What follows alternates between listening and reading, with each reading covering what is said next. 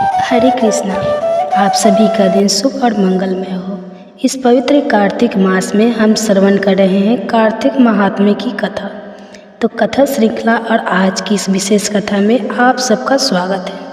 हमें यह देखकर अत्यंत प्रसन्नता हो रही है कि आप प्रतिदिन पूर्ण निष्ठा और श्रद्धा के साथ इन सभी कार्तिक मास कथाओं का श्रवण कर रहे हैं।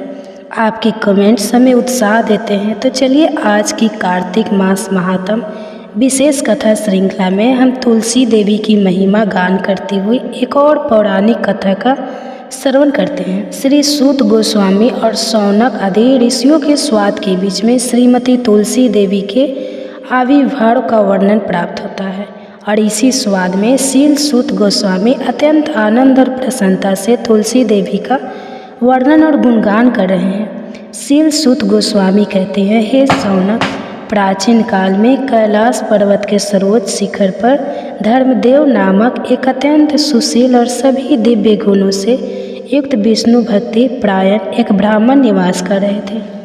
उस ब्राह्मण की पत्नी का नाम वृंदा था, जो कि एक सती साध्वी और पतिव्रता नारी थी।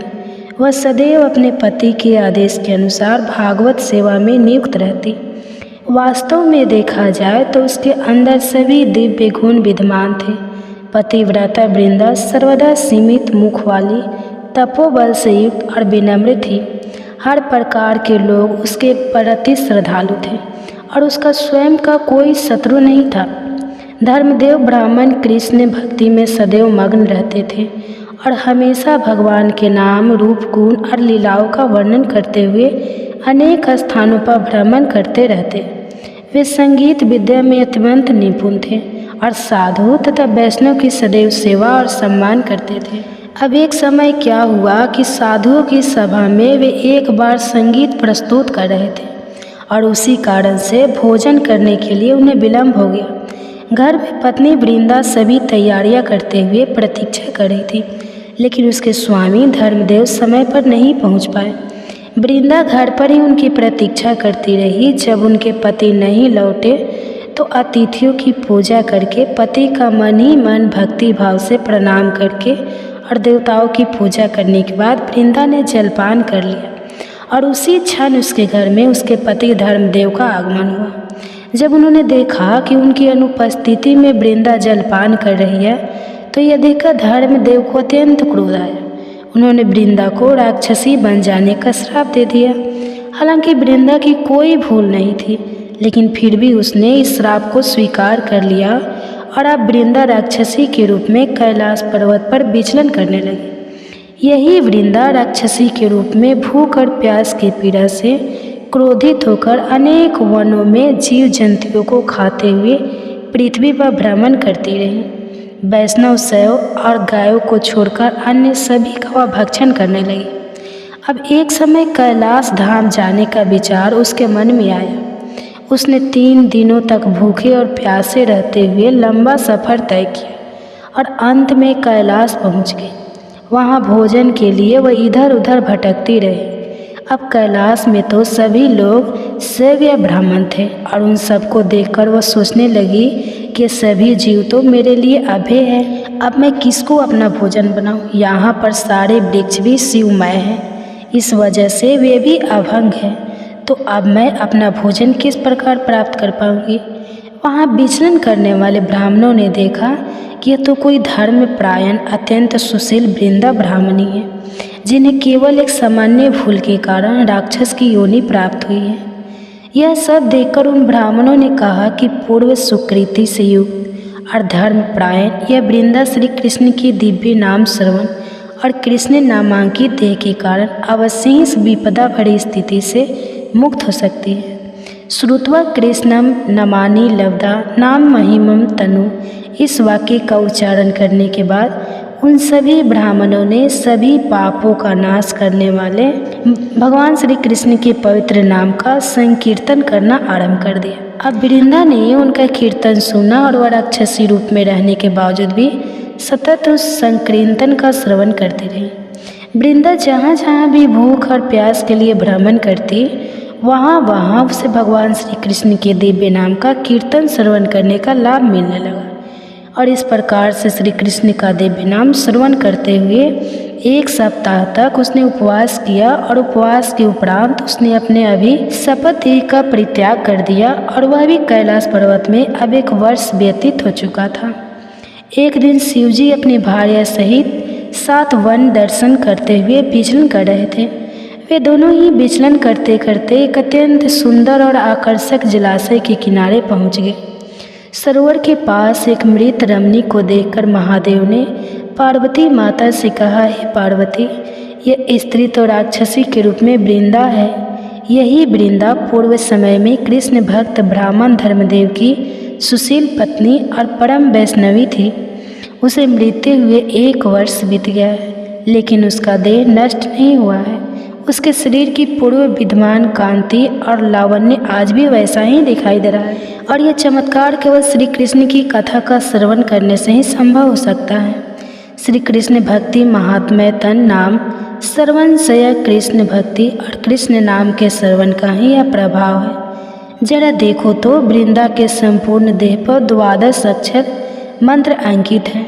मुझे लगता है कि सभी शिव भक्त हर्षित होकर इस मंत्र का पाठ करेंगे और इसके शरीर का स्पर्श करेंगे।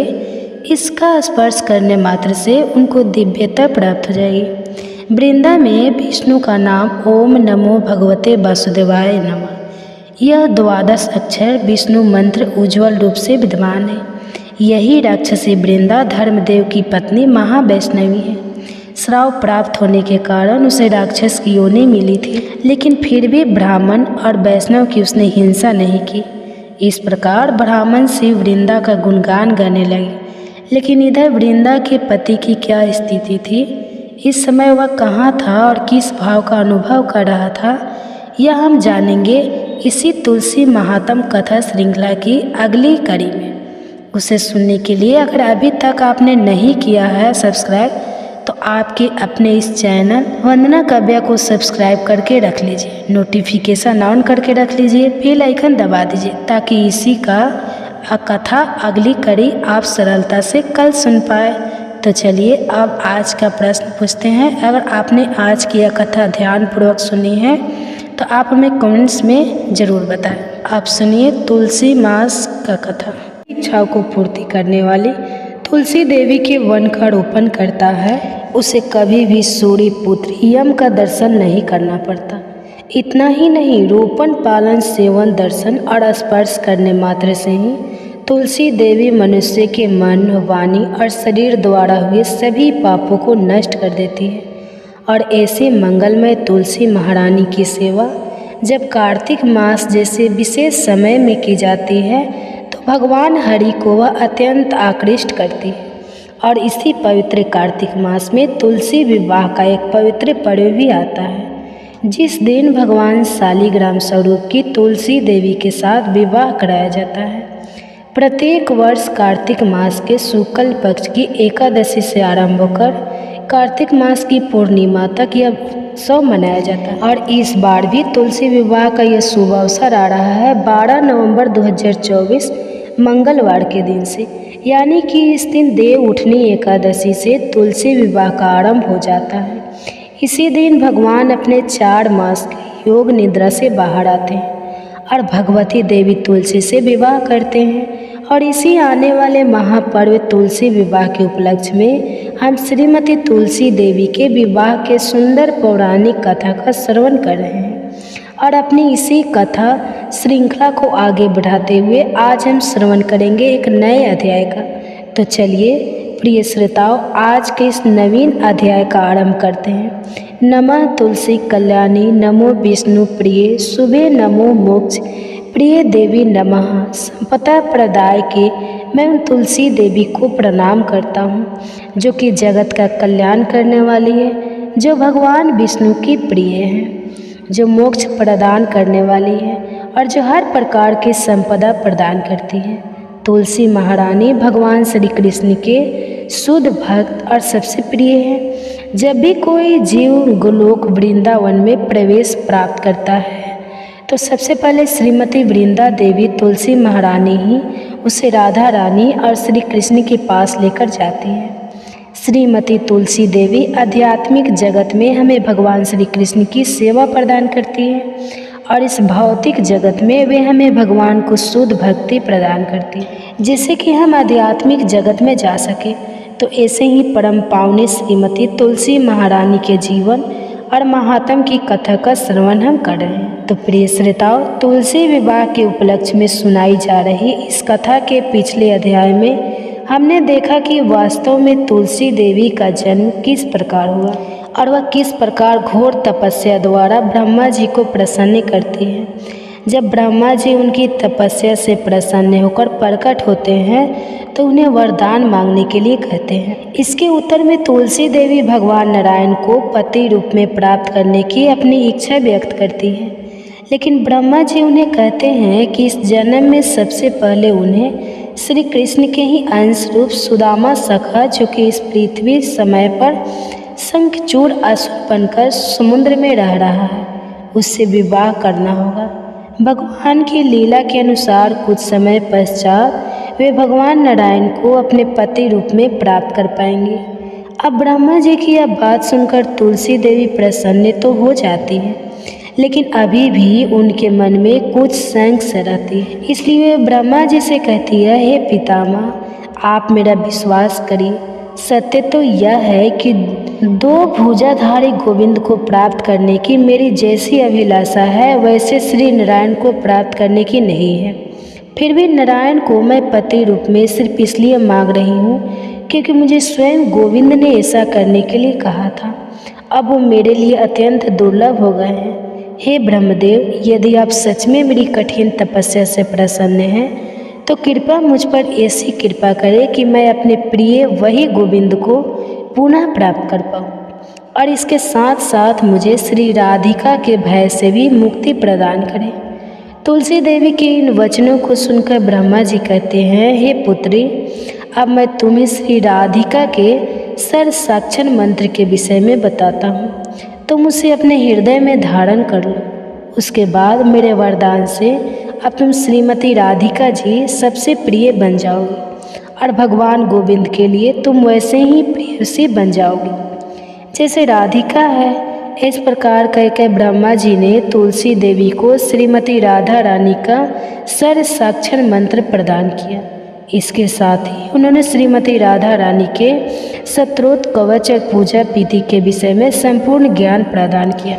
तत्पश्चात तुलसी देवी ने संपूर्ण विधि, नियमों और श्रद्धा के साथ श्री राधिका जी पूजा आराधना की और इसके फलस्वरूप उन्हें श्री राधा रानी की विशेष कृपा प्राप्त हुई। कुछ समय बाद एक दिन क्या हुआ कि तुलसी देवी प्रसन्नचित्त होकर शयन कर रही थी और उस समय उसने अपने स्वप्न में एक सुंदर वेशधार पुरुष को देखा। वह पुरुष अभी नवयुवक था। उसके संपूर्ण शरीर पर चंदन का लेप था। उसके गले में सुंदर माला थी और वह एक नज़र से स्वप्न में भी तुलसी को निहार रहा था। जब तुलसी देवी उठी तो उन्हें समझ नहीं आया कि आखिर यह पुरुष कौन था जिसे उसने स्वप्न में देखा था।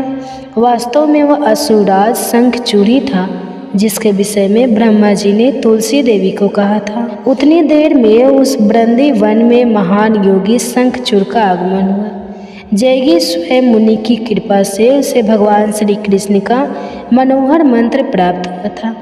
पुष्कर क्षेत्र में रहते हुए उसने उस मंत्र को सिद्ध कर लिया था। सर्व मंगलमय कवच द्वारा उसके गले की शोभा बढ़ रही थी और ब्रह्मा जी ने भी उसे मनोवांछित वर दे दिया था। उन्हीं की आज्ञा से वह वहां उस स्थान पर आया था। उसकी अंग कांति श्वेत चंपा के समान थी। उसके मुख की शोभा शरदकालीन चंद्र के समान थी। रत्नम अलंकारों से वह अलंकृत था। मन को मुग्ध करने वाला वह शंखचूड़ अमूल्य रत्नों से बने हुए विमान पर विराजमान या शंखचूड़ को देखकर तुलसी ने लज्जा के कारण अपना मुंह ढक लिया। उसकी सुंदरता भी अद्वितीय थी। वह मनोहर त्रिभुज से संपन्न थी। इसके दिव्य शरीर से शोभा पाने वाली उस सुंदरी को देखकर शंखचूड़ उसके पास आकर बैठ गया और मधुर वचन से उसे कहने लगा, हे देवी, तुम कौन हो? तुम्हारा पिता कौन है? तुम अवश्य ही सभी स्त्रियों में धन्यवान और समाधान के पात्र हो।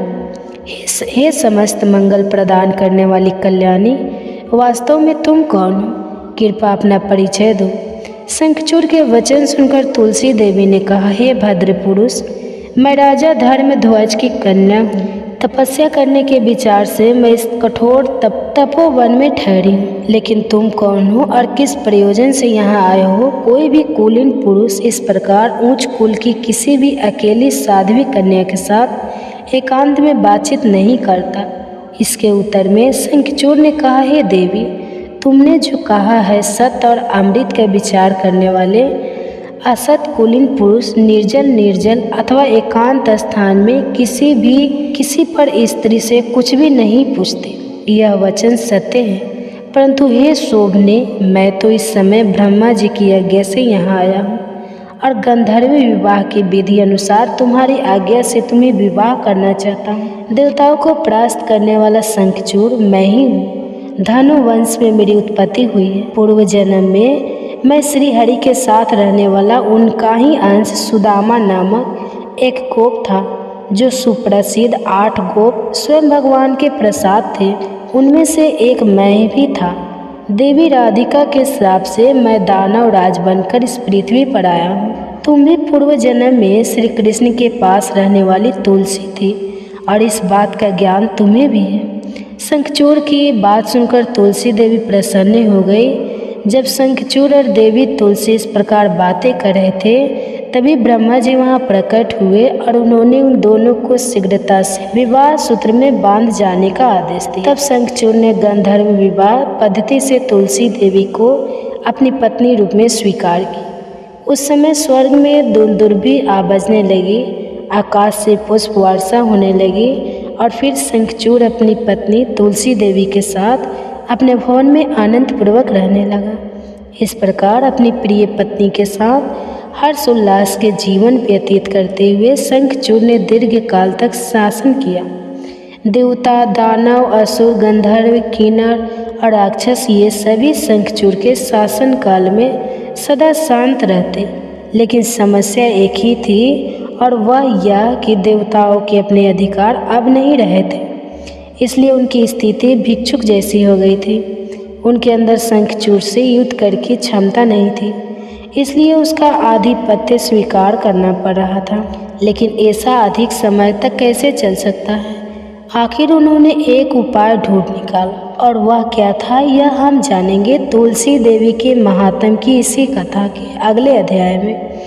अगर आपको यह कथा अच्छी लगी है तो इसे अधिक से अधिक लोगों को शेयर कीजिए और आपके अपने चैनल को सब्सक्राइब करिए, ताकि आने वाले अध्याय की कथा भी आप मिस ना करें।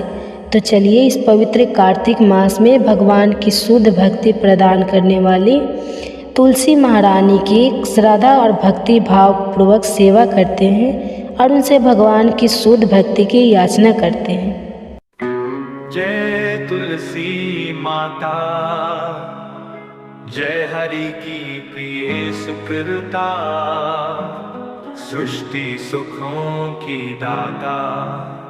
ओम जय तुलसी माता।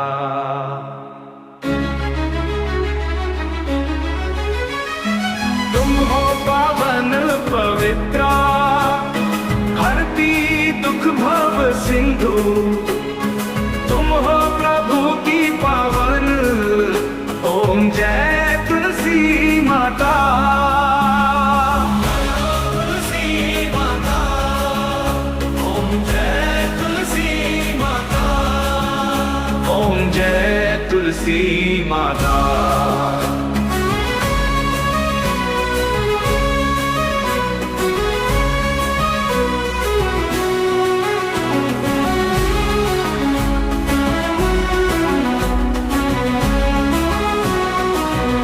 शालिग्राम की प्यारी, विष्णु चरण से न्यारी, सूरज की तू किरणा, ओम जय तुलसी माता। शालिग्राम की प्यारी, विष्णु चरण से न्यारी, सूरज की तू किरणा, ओम जय तुलसी माता। जो ध्यावे तुम्हें पावे, शांति सबके दुख तुम हरती। ओम जय तुलसी माता।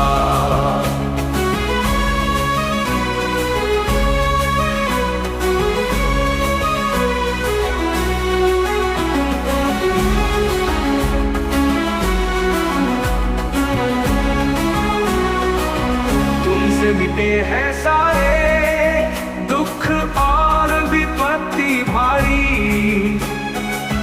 तुम जग की हो माया। ओम जय तुलसी माता।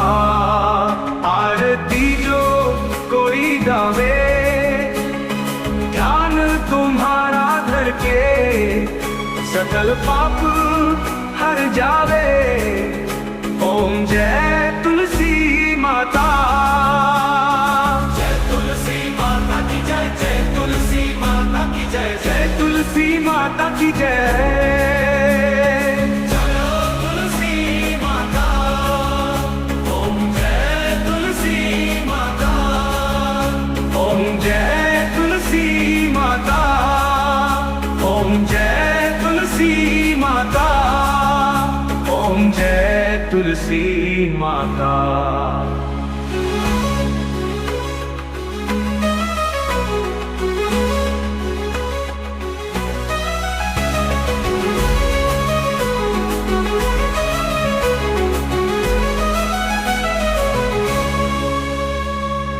तुम हो पावन पवित्रा, हरती दुख भव सिंधु। तुम हो प्रभु की पावन। ओम जय तुलसी माता।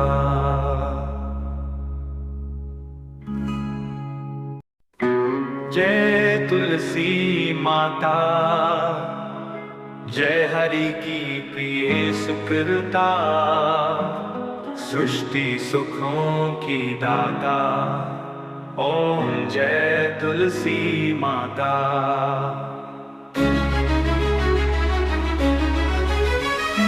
तुम हो पावन पवित्रा, हरती दुख भव सिंधु। तुम हो प्रभु की पावन।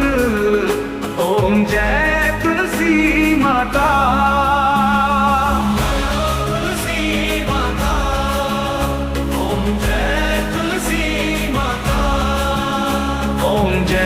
तुलसी माता।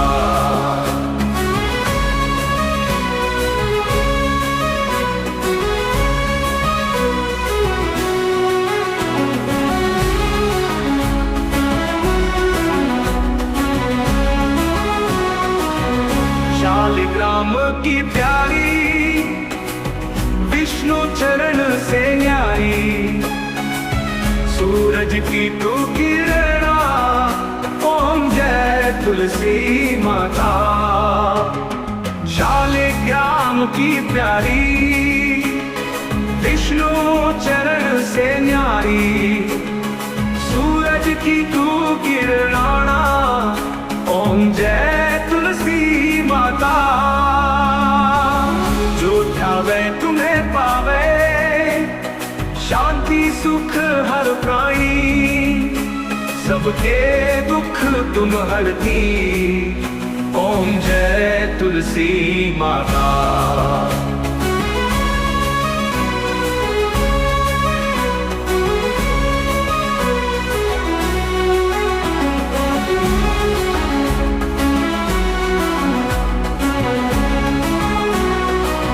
तुमसे मिटे हैं सारे दुख और विपत्ति भारी। तुम जग की हो माया। ओम जय तुलसी माता।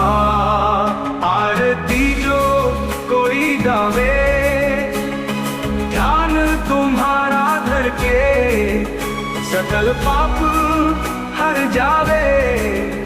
ओम जय तुलसी माता। जय तुलसी माता की जय, जय तुलसी माता की जय, जय तुलसी माता की जय। चलो तुलसी माता। ओम जय तुलसी माता। ओम जय तुलसी माता। माता, ओम जय तुलसी माता।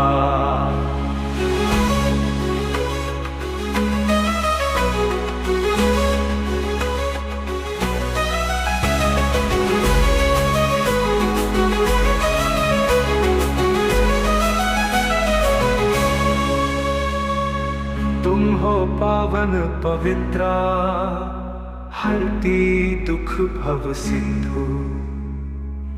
तुम हो प्रभु की पावन, ओम जय तुलसी माता।